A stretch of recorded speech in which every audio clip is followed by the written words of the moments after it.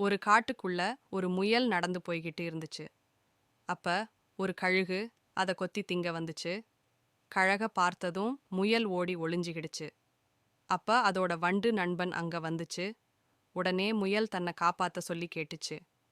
முயல் குட்டி தைரியசாலியான வண்டு கழுகு கிட்ட கேட்டுச்சு, தயவு செஞ்சு என்னோட நண்பனை கொத்தாதீங்கன்னு. ஆனா கோபக்கார கழுகு வண்டை அங்கிட்டு போக சொல்லுச்சு. மீண்டும் குறுக்க வந்த வண்டை ஒரே அடி அடிச்சு பள்ளத்துல உருட்டி விட்டுடுச்சு. வண்டு சுதாரிச்சு எழுறதுக்கு முன்னாடி அந்த முயல் குட்டியை கொத்தி தின்னுடுச்சு அந்த கழுகு. அதை பார்த்த வண்டுக்கு ரொம்ப கோபம் வந்துடுச்சு. நான் எவ்வளவு கெஞ்சி கேட்டும் என்னோட பேச்சை கேட்காம இப்படி என்னோட நண்பனை தின்ன உன்னை நிம்மதியா இருக்க விட மாட்டேன்னு சபதம் போட்டுச்சு.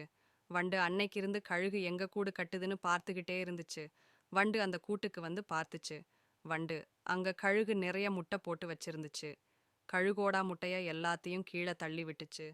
அந்த வண்டு கூட்டுக்கு திரும்பி வந்த கழுகுக்கு ஒரே அதிர்ச்சியா இருந்துச்சு. இருந்தாலும் மனசை தேத்திக்கிட்டு மலை மேல கூடு கட்டுச்சு கழுகு. ஆனா வண்டு பெருமுயற்சி செஞ்சு மலை மேல ஏறி கழுகோடா கூட்டுக்கு வந்துச்சு.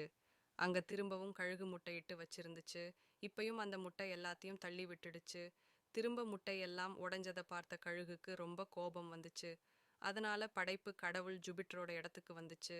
கழுகு அங்க அமைதியா உட்கார்ந்திருந்தாரு ஜூபிட்டர். உடனே ஒரு யோசனை வந்துச்சு. கழுகுக்கு அவரோட மடியிலேயே முட்டைகளை இட்டு வச்சுச்சு ஜூபிட்டர்.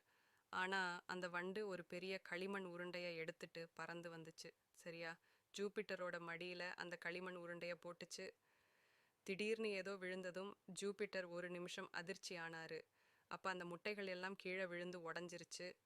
இதையெல்லாம் பார்த்த ஜூபிட்டர் ரெண்டு பேரையும் கூப்பிட்டு சமாதானம் பண்ணுனாரு. ஆனா எவ்வளவு முயற்சி செஞ்சும் வண்டோட மனசு மாறவே இல்லை. நான் எவ்வளவு கெஞ்சி கேட்டும் என் நண்பனை கொன்னு அந்த கழுக சும்மா விடமாட்டேன்னு சொல்லுச்சு. கழுகு சொல்லுச்சு, எனக்கு உணவா படைக்கப்பட்ட உணவை நான் சாப்பிடக்கூடாதா? ஏன் இப்படி என்னோட முட்டைகளை இப்படி உடைக்குதுன்னு கேட்டுச்சு. கழுகு கொஞ்சம் குழப்பத்தில் இருந்த ஜூபிட்டர் ஒரு முடிவு செஞ்சாரு. இனிமே வண்டு வர்ற சீசன்ல கழுகு முட்டை போடாது. கழுகு முட்டை போடுற காலத்துல வண்டு பறக்காதுன்னு இயற்கை காலகட்டத்தை மாத்தி வச்சாரு ஜூபிட்டர் கடவுள். அதனால அந்த பிரச்சனை தீர்வுக்கு வந்துச்சு. Please like, share and subscribe our channel friends.